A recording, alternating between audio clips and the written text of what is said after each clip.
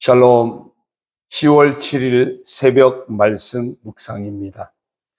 요한일서 2장 15절에서 17절 말씀을 봉독합니다. 이 세상이나 세상에 있는 것들을 사랑하지 말라. 누구든지 세상을 사랑하면 아버지의 사랑이 그 안에 있지 아니하니, 이는 세상에 있는 모든 것이 육신의 정욕과 안목의 정욕과 이생의 자랑이니 다 아버지께로부터 온 것이 아니요 세상으로부터 온 것이라.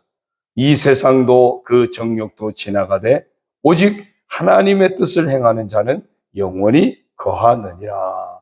아멘. 오늘 하루도 주 안에서 복된 하루가 되시기를 주님의 이름으로 축원합니다. 오늘 정체성 선포 성경 읽기는 학개서 1장부터 2장입니다. 그중 1장 8절을 보니까 너희는 산에 올라가서 나무를 가져다가 성전을 건축하라. 그리하면 내가 그것으로 말미암아 기뻐하고 또 영광을 얻으리라. 여호와가 말하였느니라. 날마다 우리는 믿음의 성전을 건축함으로 주님의 영광이 우리에게 머물게 해야 합니다. 그래서 이렇게 선포합니다. 나는 주님의 영광이 머무실 믿음의 성전을 매일 건축하는 사람이다. 아멘. 네, 오늘 이제 읽은 말씀을 통해서 결정권과 승리의 삶, 이런 주제로 함께 말씀의 은혜를 받으려고 합니다. 처음 사람 아담과 하와가 왜 실패합니까? 결정권의 문제였습니다. 분명히 하나님께서 말씀으로 그들의 삶을 결정해 주셨음에도 불구하고 하나님 말씀 순종의 길을 결정하지 않고 뱀의 유혹을 따르는 결정을 했기 때문입니다. 사울왕의 실패도 하나님의 말씀이 정하신 길을 따르지 않고 자신의 생각을 따른 바로 결정권의 문제였습니다.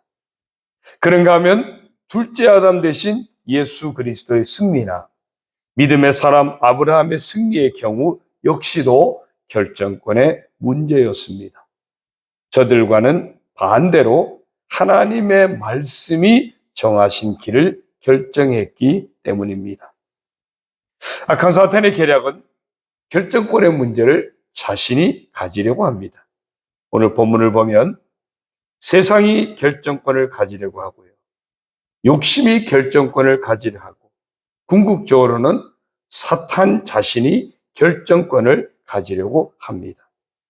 하지만 우리는 알아야 합니다. 이것은 다 아버지께로부터 온 것이 아니라는 것입니다.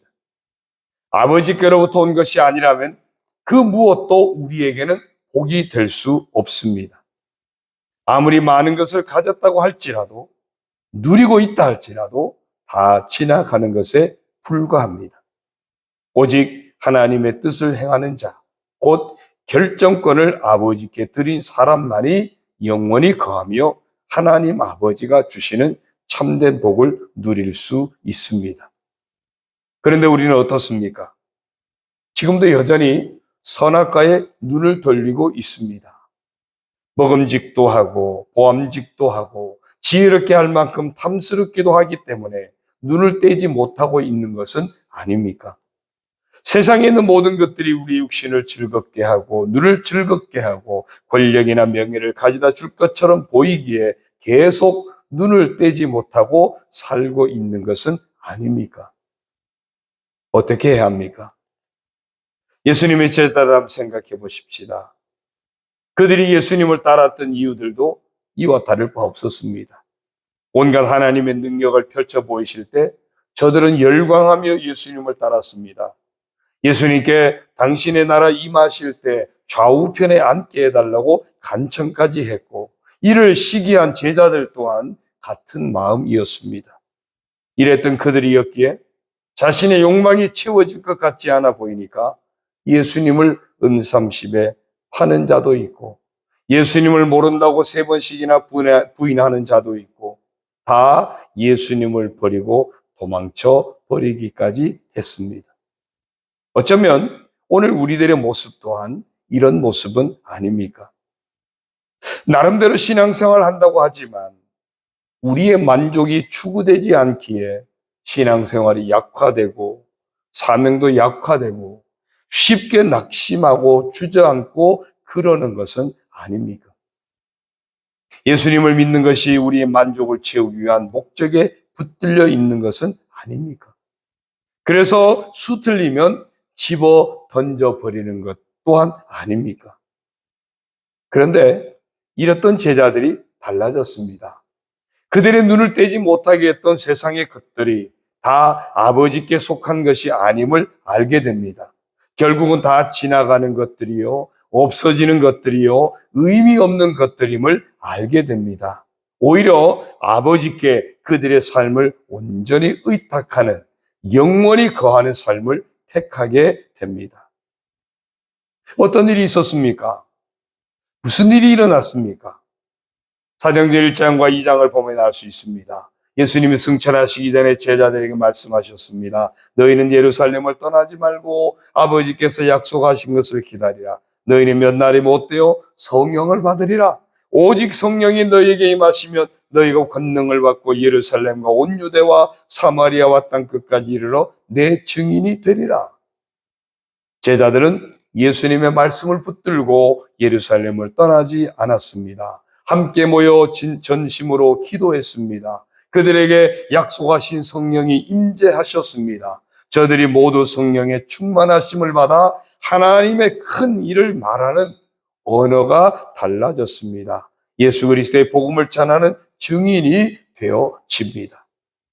이들 속에 진정으로 하나님의 사랑과 예수 그리스도의 구속의 은혜를 고백하는 찬미의 예배가 있어집니다. 함께 모여 기도합니다. 하나님과 더 깊은 교제 가운데 있기를 사모합니다.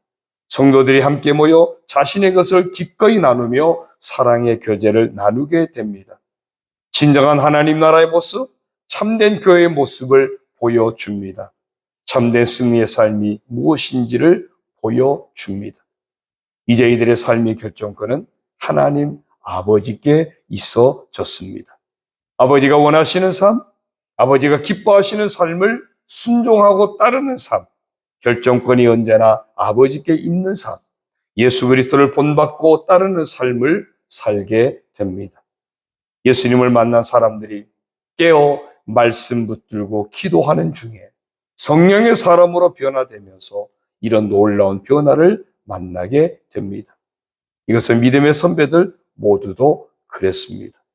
오늘 우리 모두 예수 그리스도를 믿는 자에게 임하신 성령의 은총을 힘입고 늘 말씀과 기도 가운데 깨어서 성령을 따라 행하는 성령 충만의 삶을 살아가므로 우리 삶의 결정권이 하나님 아버지께 드려지고 하나님 아버지가 결정하시는 삶에 순종함으로 진정한 승리의 삶, 진정한 하나님 나라의 은혜와 복을 누리는 복된 성도가 다 되시기를 주님의 이름으로 축원합니다. 기도드립니다. 하나님 아버지 고맙습니다. 이 세상에 속한 것들에 의해서 우리의 삶의 결정권이 좌우되지 않게 하시고 하나님 말씀에 의해서 우리의 삶의 결정권이 좌우되게 하여 주옵소서. 우리의 삶의 결정권이 온전히 하나님 아버지께 드려지고 하나님 아버지가 결정하시는 삶에 순종함으로 진정한 승리의 삶, 진정한 하나님 나라의 복을 누리는 저희들 모두가 되게 하옵소서. 오늘 하루도 우리 교회와 우리 모든 성도들 가정과 자녀와 모든 삶들을 주님께 의탁합니다.